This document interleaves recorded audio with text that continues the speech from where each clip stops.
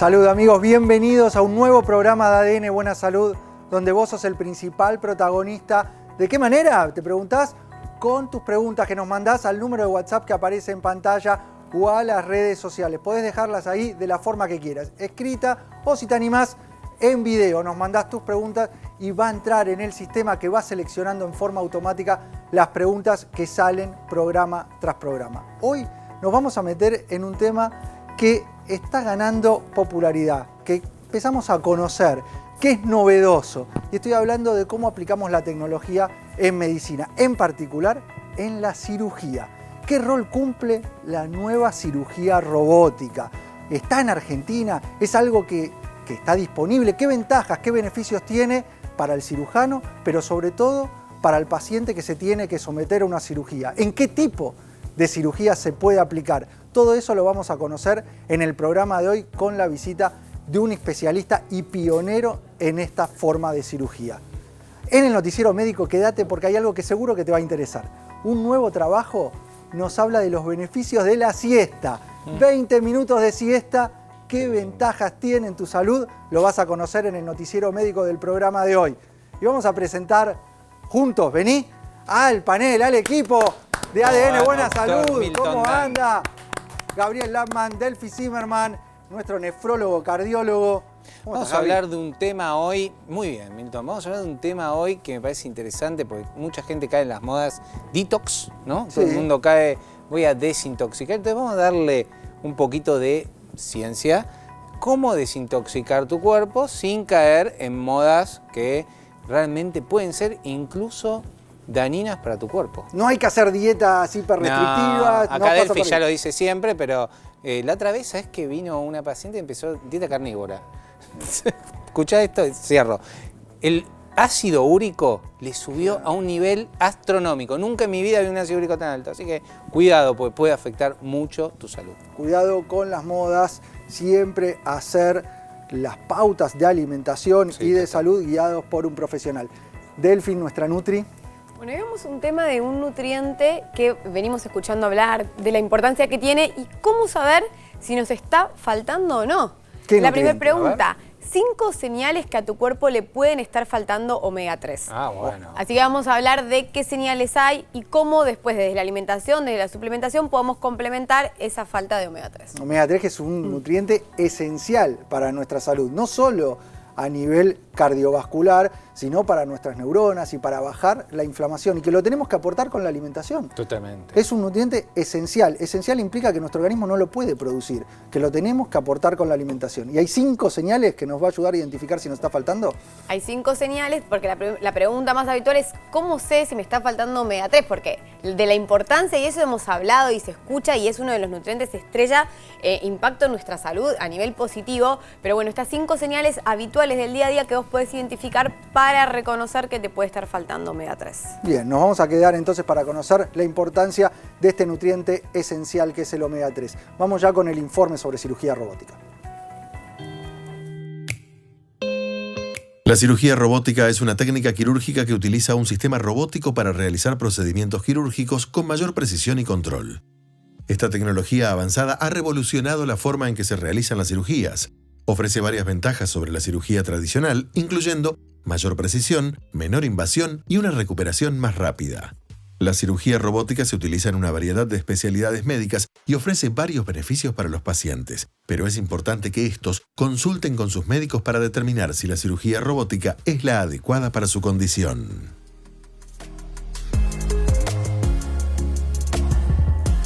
Para desarrollar este tema estamos con la presencia del doctor Juan Pecol, que es cirujano especialista en vías biliares, hígado y páncreas, es jefe de trasplante hepático del Hospital Italiano de Buenos Aires y un pionero en este tipo de cirugías. Muchas gracias, Juan, por tu visita. Un gusto, Milton, estar contigo aquí. Para empezar a entender qué es esto de la cirugía robótica y cómo se diferencia de lo que es la cirugía tradicional o la laparoscópica. Bien, lo primero que quiero aclarar, la cirugía robótica no es que viene un ente robótico, entra a quirófano y te opera. El robot que se utiliza en cirugía es una máquina que está definida para cumplir determinadas funciones. Básicamente tiene 3 partes. Una parte donde está sentado el cirujano, que se llama consola del cirujano.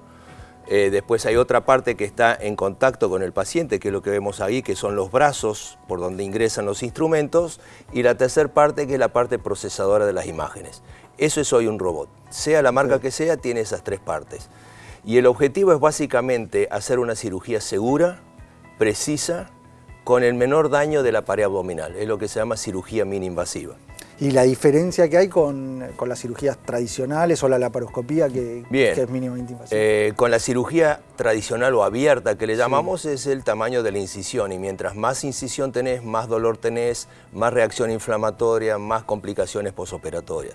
La cirugía laparoscópica a los fines de los 80, principios de los 90 revolucionó la cirugía, porque a través de unas pequeñas incisiones se puede hacer la misma cirugía. Ese fue un avance tremendo y entró el término de cirugía mini-invasiva. Y es hoy el gold standard para la mayoría de las cirugías que hacemos, es a través de la laparoscopía. ¿Cuál es la diferencia entre laparoscopía y robótica? Las dos son mini-invasivas, pero la precisión que te da el robot es mayor. Por ejemplo, el cirujano trabaja con visión tridimensional. Entonces tenés sensación de profundidad, lo cual hace que tu trabajo sea mucho más preciso. Por otro lado, los instrumentos son completamente distintos. Los instrumentos robóticos son rígidos, es decir, van adentro, afuera, arriba, pero no pueden coordinar varias direcciones. Los instrumentos robóticos es esto, como las muñecas, 360 grados para cualquier lado, y eso hace sobre todo que las cirugías que son complejas y difíciles por la laparoscopía, hoy se pueden hacer muy bien con robótica. Yo diría que ese es el primer...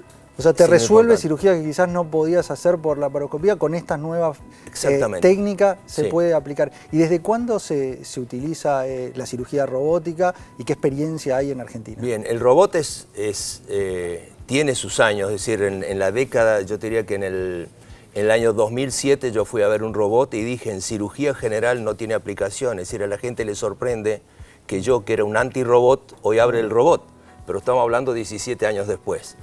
Es decir, en el año 2007-2008 el hospital tuvo su primer robot con la indicación que nadie discute, la cirugía de próstata, la cirugía urológica y algunas cirugías ginecológicas. Ese fue el primer impacto en 2008-2009. Bien, le voy a dar lugar a nuestro equipo que se sume con sus preguntas, el doctor Gabriel Lapman. A ver tu pregunta, Gaby. Doctor, es muy interesante esto de la cirugía robótica en el postoperatorio. He leído también reportes de que también se puede operar a distancia, ¿no? Esto es revolucionario porque tener la habilidad, la experiencia de un médico en el extranjero cambia el pronóstico de la patología, me imagino. Sí, recientemente ha habido publicaciones tanto de cirugía transcontinentales, transoceánicas. Increíble. ¿Por qué? Porque cambió la conectividad. Exacto. Es decir, en el año 2001 se hizo la primera cirugía transcontinental, que un cirujano estando en Nueva York operó a un paciente estando en Estrasburgo con otro tipo de robot, y el problema era la conectividad. Claro. Es decir, vos haces un movimiento ahora y que te aparezca en la otra punta a los 3 segundos, eso es un problema. Hoy con la conductividad y con la conectividad eso se terminó. Entonces nosotros estamos trabajando en un proyecto que a corto plazo trabajaremos asistido con la gente de San Pablo sin ningún problema. Wow, es decir, que eso ayuda muchísimo. Entonces lo que se llama el mentoreo o el proctorship te lo está haciendo alguien a distancia, ni tiene que viajar. Hoy es una subespecialidad del cirujano general la cirugía robótica, o ya es una especialidad per se la cirugía robótica. Sí, ese es un tema de discusión que definimos como especialidad. Claro. Yo creo que la mejor definición de especialidad es de acuerdo a la patología que te dedicas. Bien. Entonces yo, por ejemplo, hago cirugía de hígado, vías biliares y páncreas, y de acuerdo al caso decido si lo hago abierto, si lo hago laparoscópico o robótico. Bien. Hay otros grupos que deciden hacer toda la cirugía robótica ellos, pero claramente cuando son casos complejos necesitas tener una formación previa. Entonces yo creo que la mejor ecuación, y el ejemplo es el urólogo. Para mí el paradigma de especialista es el urólogo, que si te tiene que operar abierto, te opera por robótica, o te hace una endoscopía, o te hace una punción percutánea. Con lo cual yo creo que eso es un poco lo ideal, ¿no? Hablando de especialidades donde se puede aplicar esta técnica, mencionaste la urología, bueno, lo tuyo es las patologías del hígado. ¿Dónde más se puede llegar a aplicar? Hoy por hoy, yo diría cabeza y cuello, tórax y todo abdomen se hace. Hoy yo diría que el problema de la robótica es uno solo, que son los costos. Si se logra resolver la situación de costos, y en el mundo está pasando, la robótica va a pasar a ser el estándar por encima de la laparoscopía. A nivel del manejo intraoperatorio, ¿genera menos sangrado? Esa precisión Sí. que mencionás, ¿se ve reflejado en cómo evoluciona el paciente? Sí, los estudios han comparado cirugía robótica con cirugía abierta, donde es drástica la diferencia, y después laparoscopía y robótica, donde también sangra menos en robot, pero de pronto decís, en una cirugía 50 centímetros cúbicos de sangre, ¿hacen diferencia?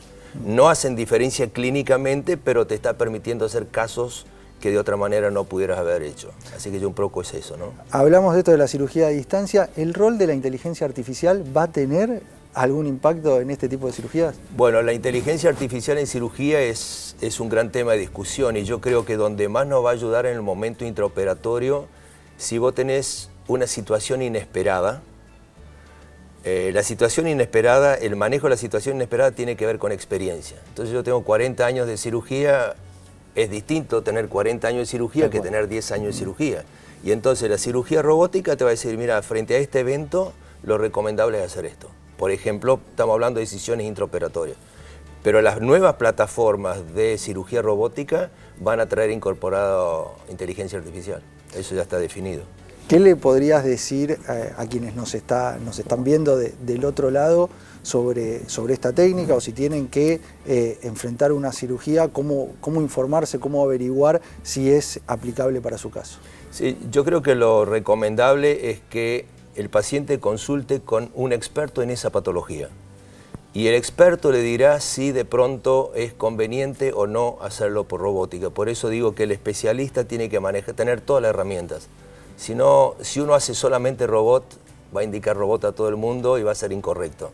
Si hay un 20%, por ejemplo, de la cirugía que yo hago, que es de hígado, que se va a seguir haciendo abierta. Porque es tan compleja y necesita tanto manejo del hígado que sabemos que lo va a tener que hacer abierto. Por eso hay que hacerlo en centros de referencia. Te agradezco, Juan Pecol, que es cirujano especialista en vías biliares, hígado y páncreas, jefe de trasplante hepático del Hospital Italiano de Buenos Aires. Acá en el programa el principal protagonista es la gente con sus consultas. ¿Te animás a quedarte un rato más, así recibimos preguntas y das respuesta? Sin duda, con gusto. Bueno, vayan dejando entonces desafío. su pregunta para el doctor Pecol y las leemos, a ver si aparece tu consulta que mandás al número de WhatsApp que aparece en pantalla o a redes sociales. Aparece tu pregunta, a ver si es la tuya. Gracias, doctores. Desde que comencé con Daosima, se me fue la alergia y los dolores de cabeza que tenía. Expliquemos, Gaby, qué es la Daosima para empezar a entenderlo. Bueno, mucha gente tiene estas dudas. Qué bueno que ella comenzó y vio el cambio.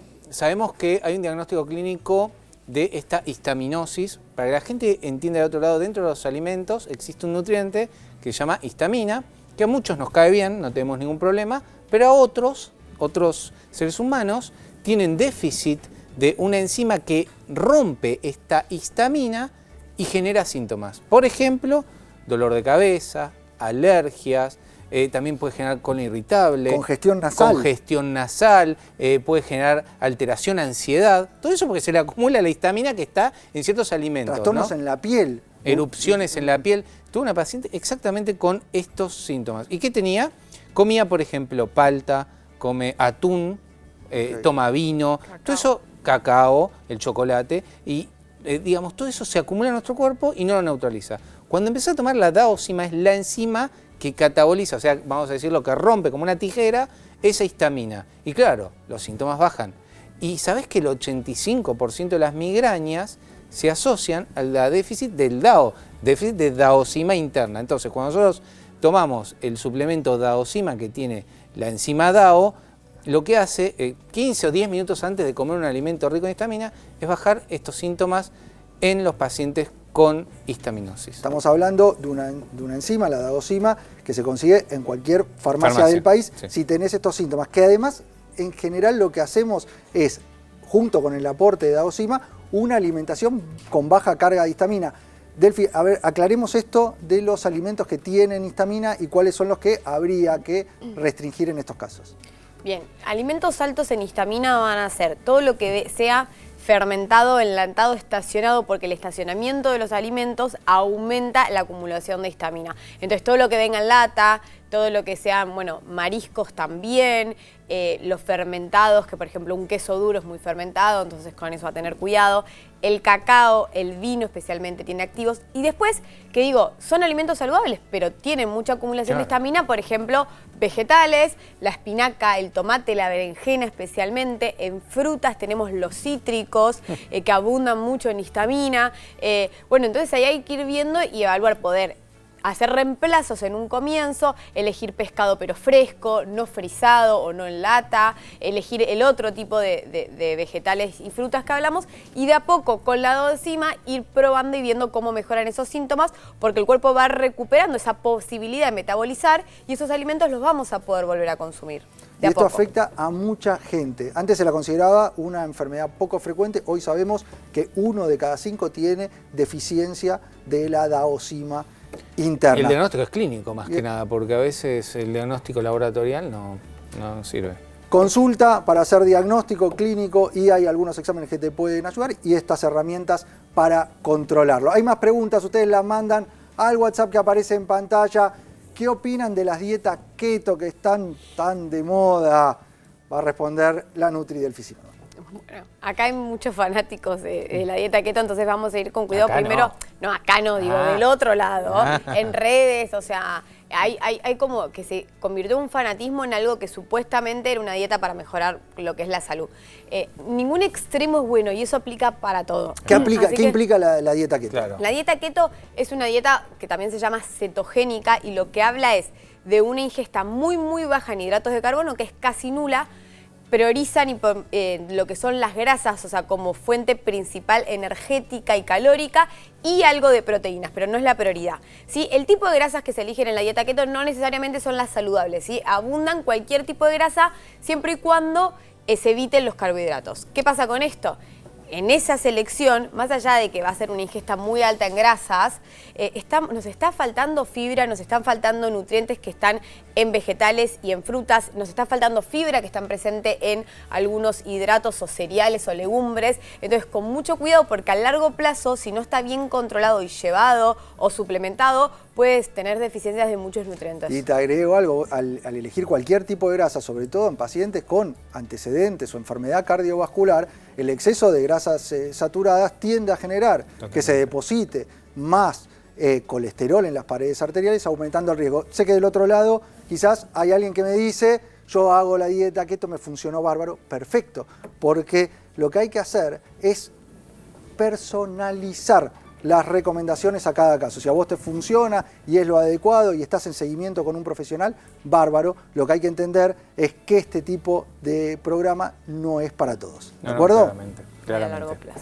Muy bien, vamos ya con las noticias, el noticiero médico, que hay un nuevo trabajo que nos habla de la dieta rica en fibra como un factor protector tanto del corazón como del intestino.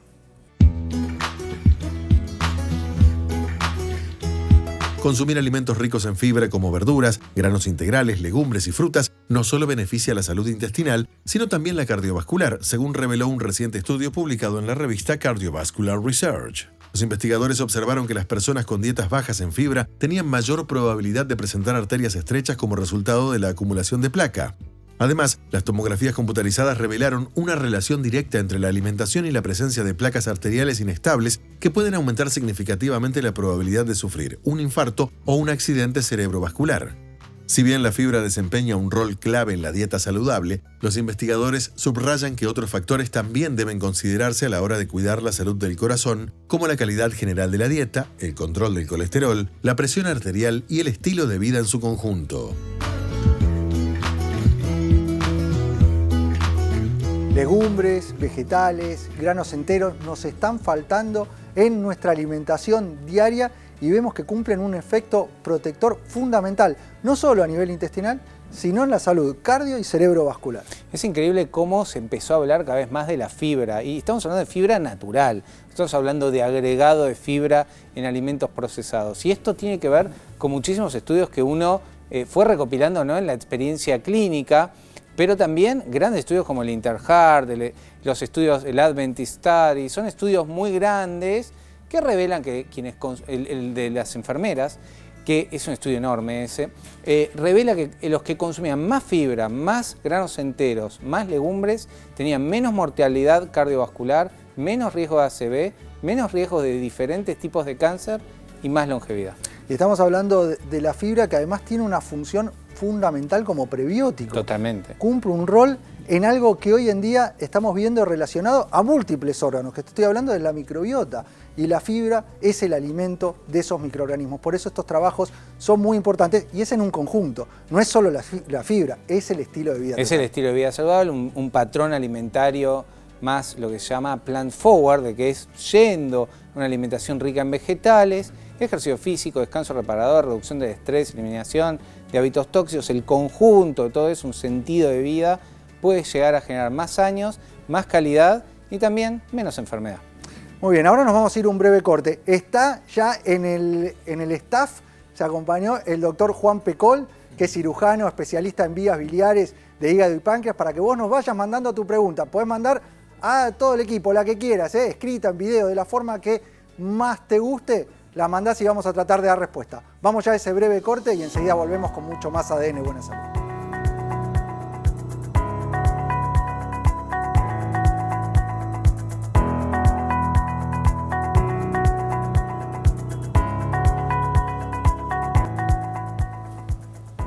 Seguimos con más ADN Buena Salud, el programa que te tiene a vos como principal protagonista, con tus preguntas que nos las mandás al número que aparece en pantalla, a ese WhatsApp o a las redes sociales. La podés mandar escrita o en video, de la forma que vos prefieras. Te habíamos adelantado que en el programa de hoy íbamos a desarrollar alertas, signos que podés tener en cuenta sobre la deficiencia de un nutriente esencial. Te estoy hablando del omega 3. Esencial implica que lo tenemos que aportar con la alimentación, que nuestro organismo es incapaz de producirlo. Por eso es tan importante aportarlo y cumple funciones fundamentales en la protección cardio y cerebrovascular. Hay cajas y está la Nutri a mi lado.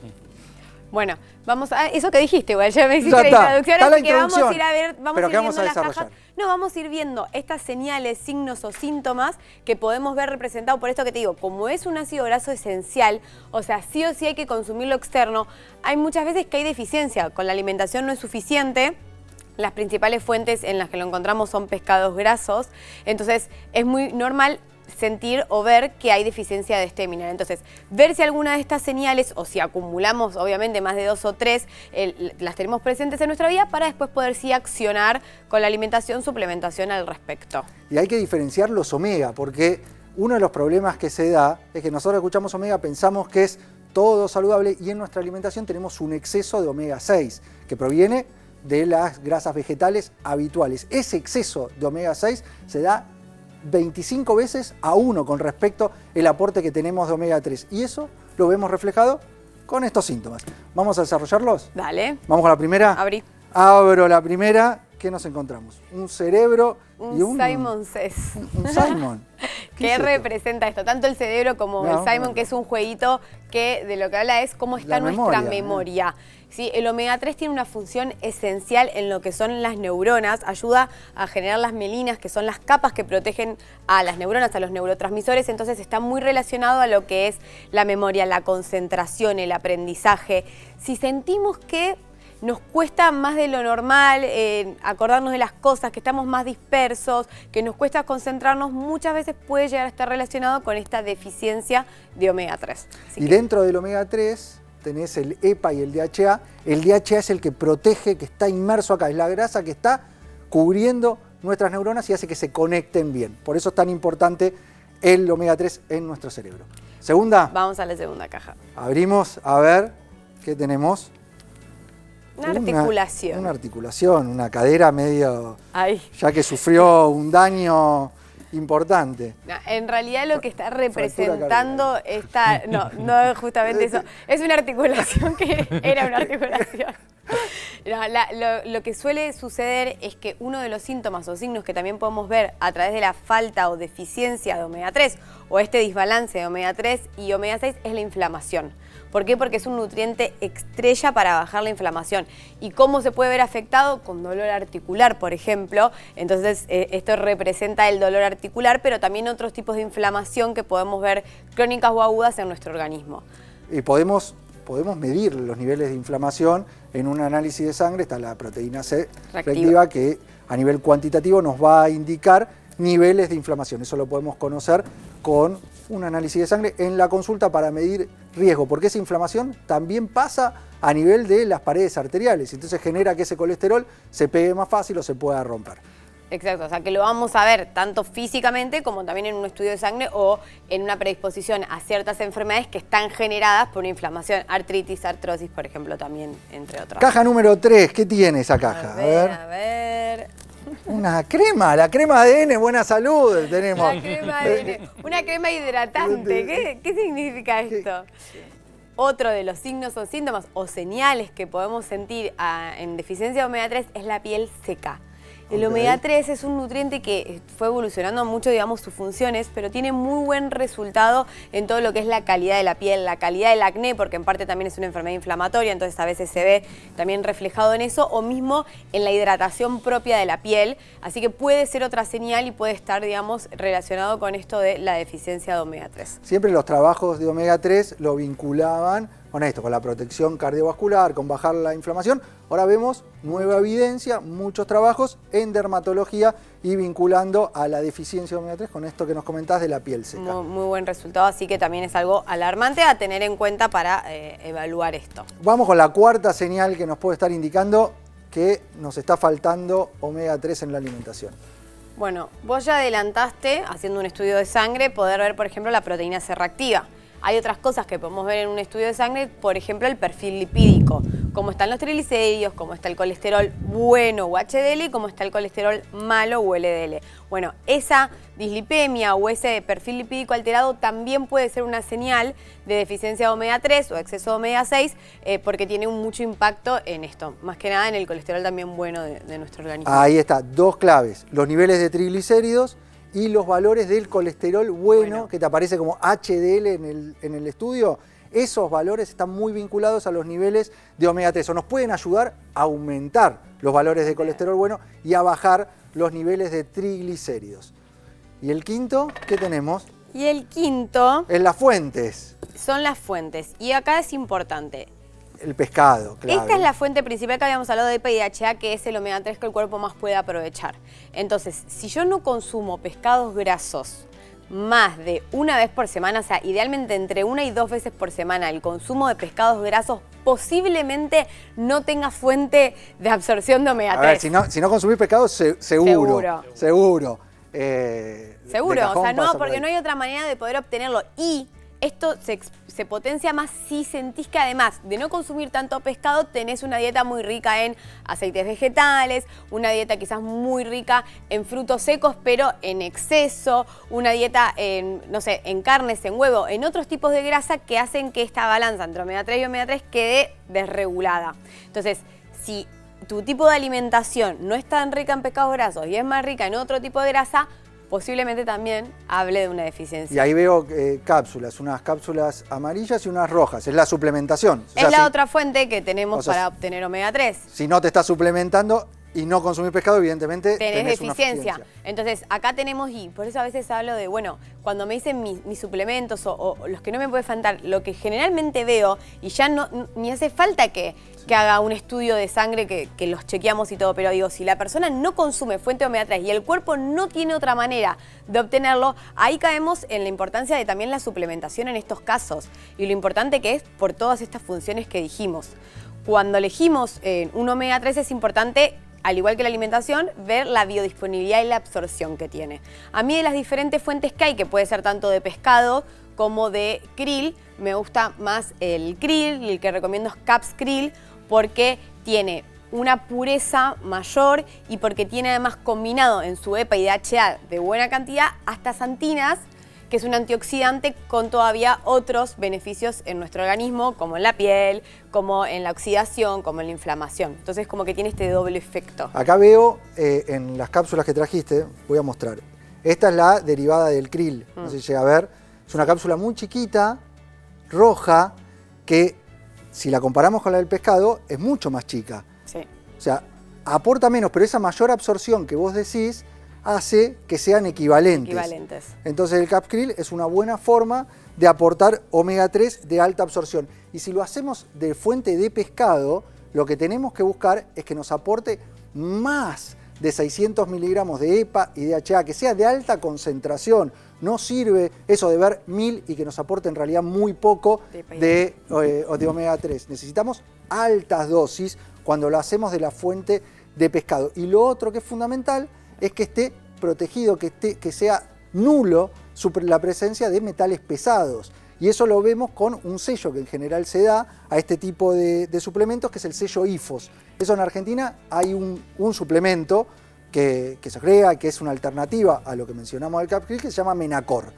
Menacor es una alternativa para aportar omega 3 de alta concentración con el sello IFOS, que nos habla de la calidad y la baja presencia de metales pesados. Igual vale aclarar que cuando hablemos de fuentes de omega 3 de pescado necesitamos esta certificación, pero por ejemplo en lo que es Capkril, que es fuente de krill precisamente, no necesita esta certificación porque el krill, al ser un crustáceo tan chiquitito y su alimentación es solo de plancton, no llega a contaminarse como el pescado. Entonces también ver esa diferencia.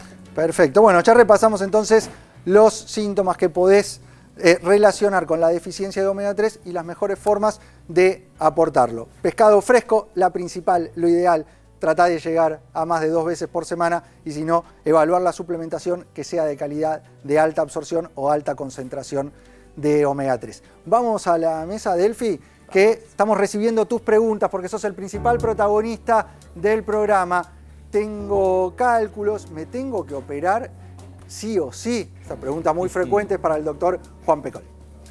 Bueno, este es un tema de discusión en los congresos y en la actividad cotidiana. Hay que saber que es un problema frecuente. Un 20% de la población argentina y mundial tiene cálculos en la vesícula.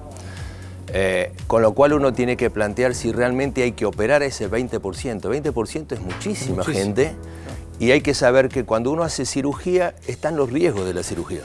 Claro. Entonces uno tiene que poner en la balanza cuál es el riesgo que tiene este paciente por tener los cálculos versus el riesgo de la cirugía.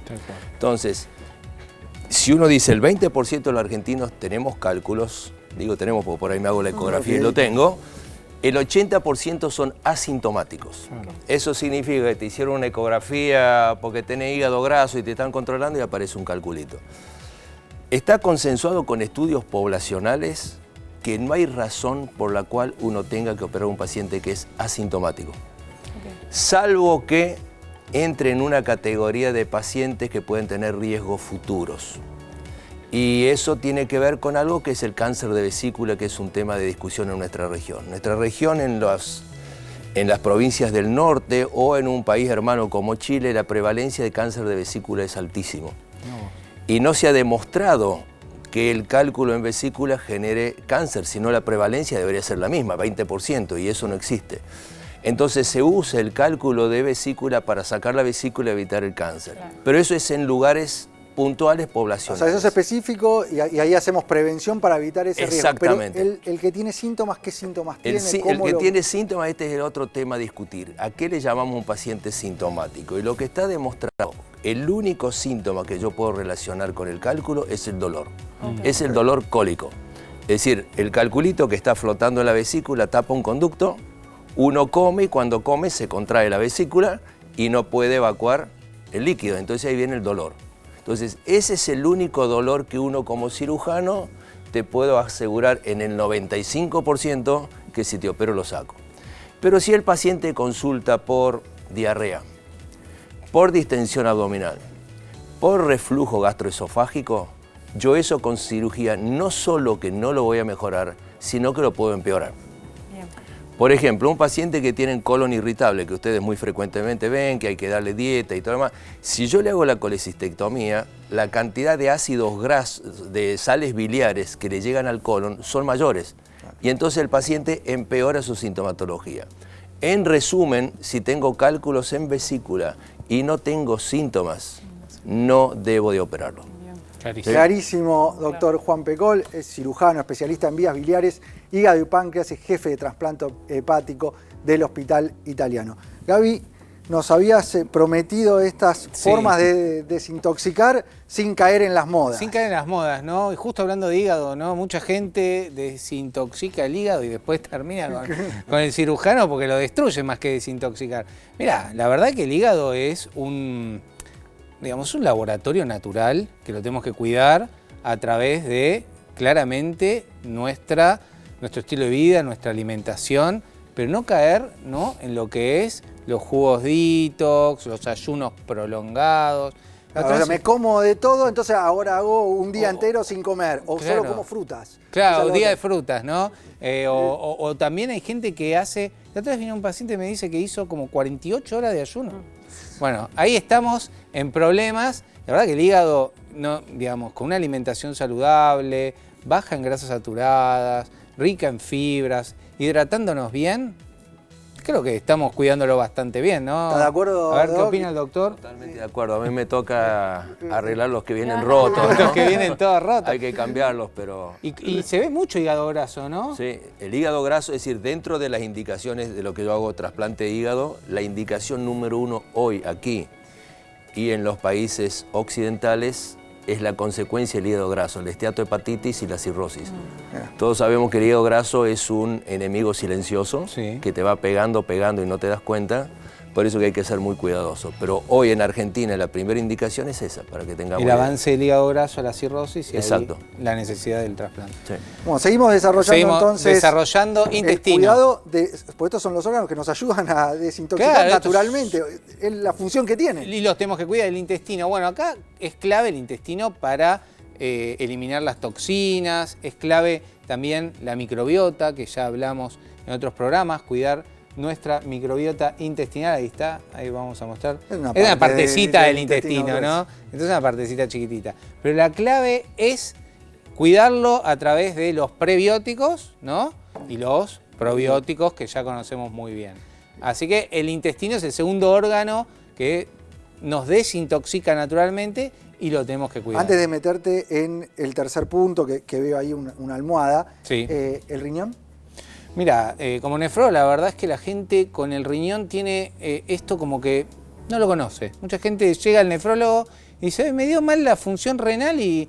Primero, es un órgano par. O sea, para que entienda la gente que no es que tenemos uno solo, como, no sé, el corazón o el cerebro. Entonces, es un órgano par que se encuentra en el retroperitoneo y que tiene una función clave, que es, de cierta manera, limpiar nuestra sangre, generar la orina, bajar los niveles de urea y creatinina, que eso es lo que vemos en los nefrólogos, y la gente lo daña mucho con el estilo de vida, esto los ayunos, tomar líquido, no hidratarse bien, tomar analgésicos, tener presión alta, tener la diabetes poco controlada, o sea que la principal causa de ingreso a diálisis es la hipertensión y la diabetes. Primero la diabetes y después la hipertensión. Así que el riñón es un órgano clave para el detox real, que digamos, tratemos de cuidarlo. Una ecografía reno, vesical y prostática con residuo postmicción en los hombres, una ecografía renal y vesical en las mujeres, más una función renal a nosotros nos da muchísima información. Y ahí te veo con la almohada. Y de almohada, vino, ¿no? Estilo de vida saludable, ¿no? Como dijo el doctor, llegar al hígado graso, llegar a un trasplante hepático por un estilo de vida nocivo, estamos hablando ya de jugar realmente con fuego. Hace poco un médico había dicho una frase que me parece muy interesante, ¿no? Algunos hablan de que se hacen cientos de miles de cirugías cardiovasculares, ¿no? Bypass. Y decía, hacer una alimentación saludable, hacer más ejercicio, dormir mejor, algunos piensan que es algo extremo. Te cuidas mucho, ¿no?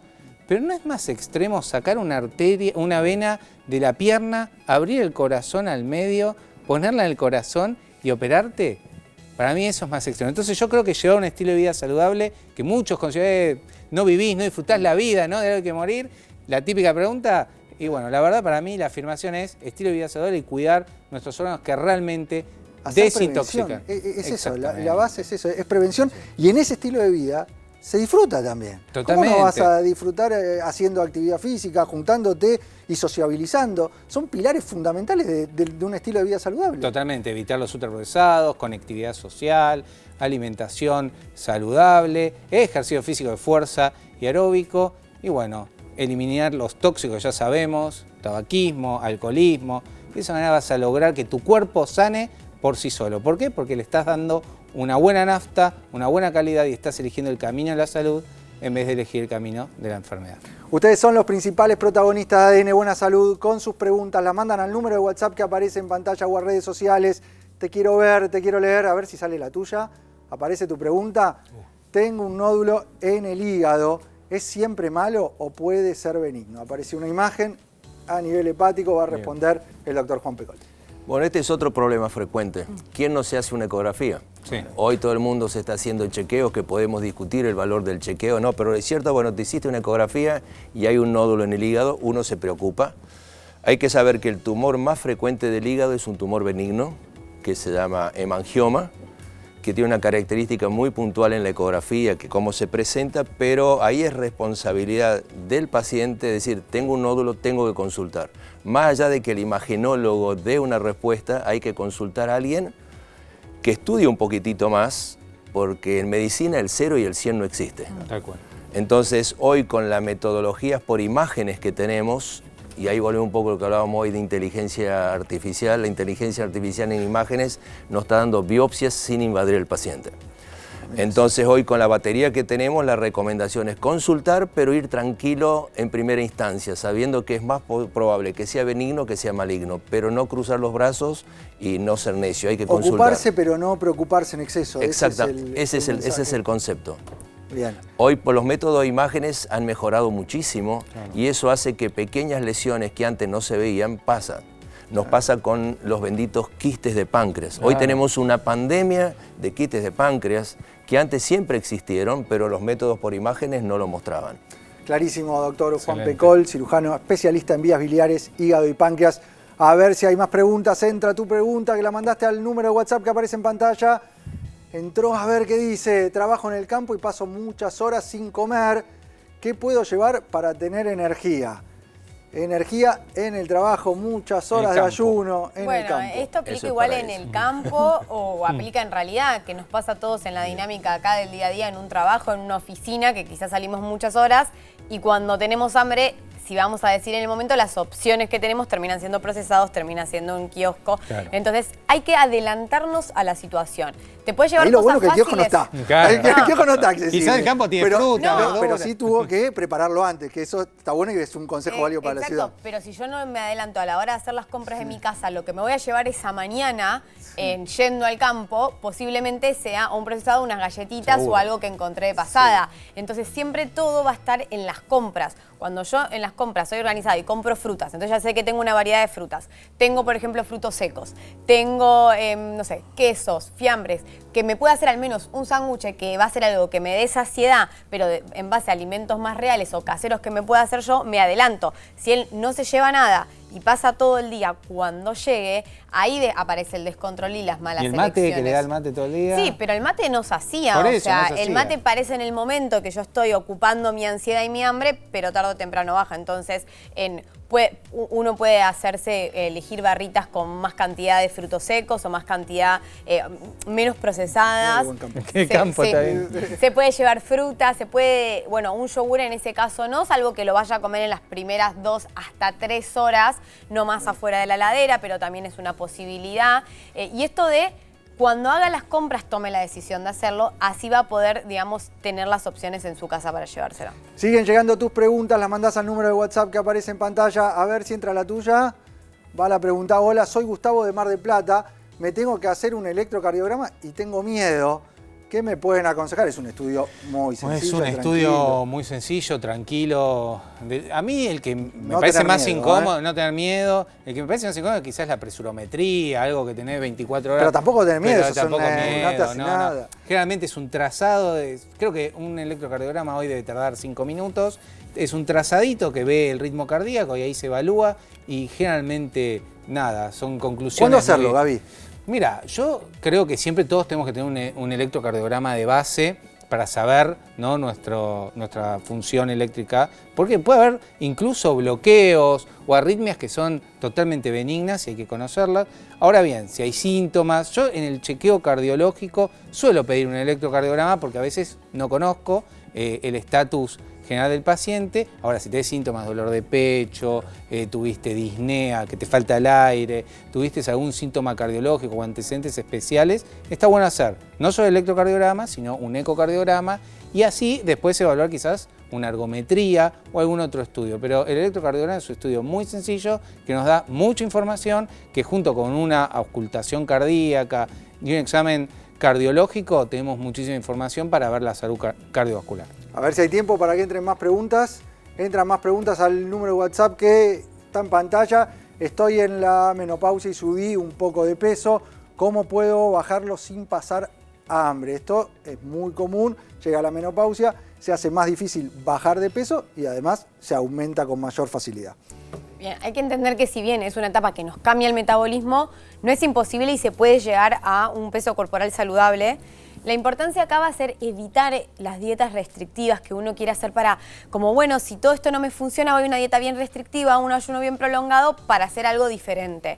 Lo que pasa es que eso te puede llegar a funcionar por un periodo de tiempo muy corto y después la consecuencia es que enlentece todavía más el metabolismo, que es la causa de por qué en menopausia te está costando más bajar de peso. Entonces, eso evitarlo, sí sumar más alimentos que activen el metabolismo y ayuden a poder quemar más calorías y mantener un peso corporal. ¿Cuáles son? Todo lo que sean proteínas, tanto animales como vegetales, que hemos nombrado varias veces: carne, pollo, pescado, yogur, queso, huevo, legumbres, tofu, que estén en todas tus comidas porque te van a ayudar a dar saciedad, pero además ayudan a activar el metabolismo, ¿sí? La fibra también, evitar todo lo que es el impacto, o sea, este movimiento, este impacto de azúcar en sangre que genera cierta resistencia a la insulina, también va a afectar aún más esa posibilidad de bajar el peso. Entonces, evitar los refinados, evitar los procesados y sí actividad física. O sea, el pilar esencial, descanso y actividad física, idealmente de fuerza, van a terminar de complementar estas diferentes patas de la mesa para poder tener como una alimentación variada, sin pasar hambre, pero ayudar a tu composición corporal. Quiero que entren muchas preguntas, a ver si llega la tuya, la mandaste al número de WhatsApp o a las redes sociales, aparece en pantalla, a ver si está la tuya. Hola, buenas tardes. Mi hija tiene 5 años y tiene de 135 a 138 pulsaciones. Se le hizo electrocardiograma, me dijeron que era normal, pero mi consulta es si realmente es normal o tiene que hacerse otro estudio. Se le hizo un electrocardiograma, pero no la atendió un cardiólogo pediatra.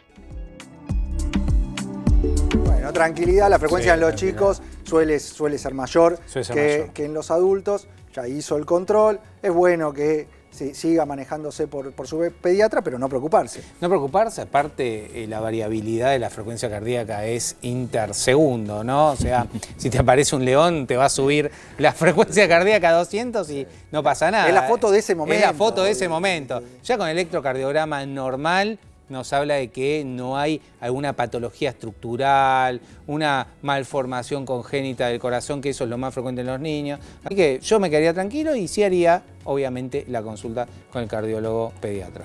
Había adelantado al inicio del programa el rol de la siesta. 20 minutos. Un trabajo de la Universidad de Hamburgo con 90 personas nos habla de que 20 minutos. 20 minutos. Qué difícil, ¿eh? 20. Si estás arriba ya no, ya está. Pero 20 minutos tiende a mejorar la conectividad que tenemos y la forma en la cual afrontamos el día. Así que yo sé que hay muchos del otro lado que se van a poner contentos. Sí, feliz. Es una costumbre en el país, ¿no? La siesta. Sí, es una costumbre. Yo creo que también hay gente que tiene deuda, ¿no?, de oxígeno, de sueño, y le viene bien esos 20 minutitos, ¿eh? Igualmente, por más de que tenga beneficios, nada se compara o puede llegar a reemplazar las horas en realidad de descanso de las noches, porque según el horario en el que dormimos, hay ciertas hormonas que trabajan en esos horarios y la importancia de la profundidad del sueño, que no es la misma, el que es por la noche, que es en una siesta. Entonces, si bien ayuda, no lo reemplaza. No es que, después duermo una siesta de 20, entonces no hago bien y no me acuesto temprano, porque el horario en que me voy a dormir cambia la calidad del sueño. Clarísima, Delphi. Hay más preguntas, a ver si metemos algunas más. Entran al número de WhatsApp o a las redes sociales, aparece. ¿Entra tu pregunta? Sí, entró. A ver, sufro de colon irritable, qué alimentos me conviene evitar y cuáles me pueden ayudar a mejorar.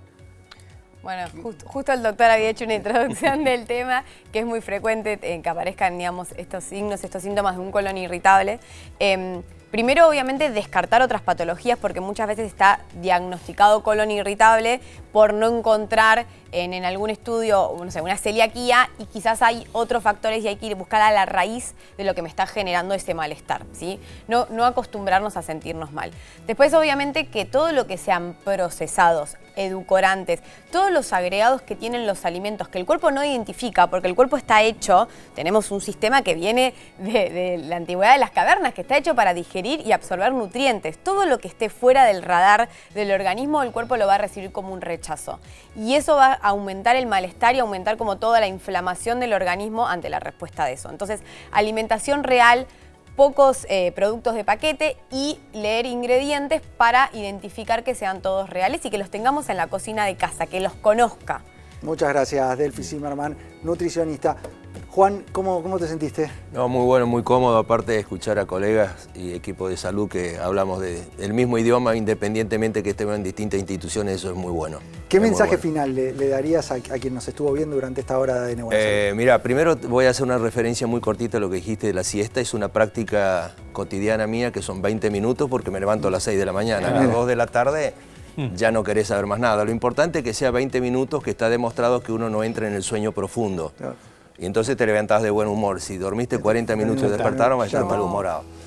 Básicamente, con lo que hemos charlado, yo creo que es importante cuidarnos. Uno como médico tiene que atender las consecuencias tal vez de que no nos hemos cuidado. A veces cuidamos mucho el auto nuestro y lo llevamos a service y no lo olvidamos nosotros. Así que creo que tenernos en cuenta nosotros es muy importante. Sí. Muy bien, muchas gracias el doctor Juan Pecol, que se sumó hoy como panelista invitado, es cirujano especialista en vías biliares, hígado y páncreas y además es jefe de trasplante hepático del Hospital Italiano. Bueno, muchachos, se fue la hora. Muchacha, muchachos y muchachas. Se acabó el tiempo de ADN Buena Salud, pero seguimos siempre en la televisión pública haciendo mucho más. ADN Buena Salud.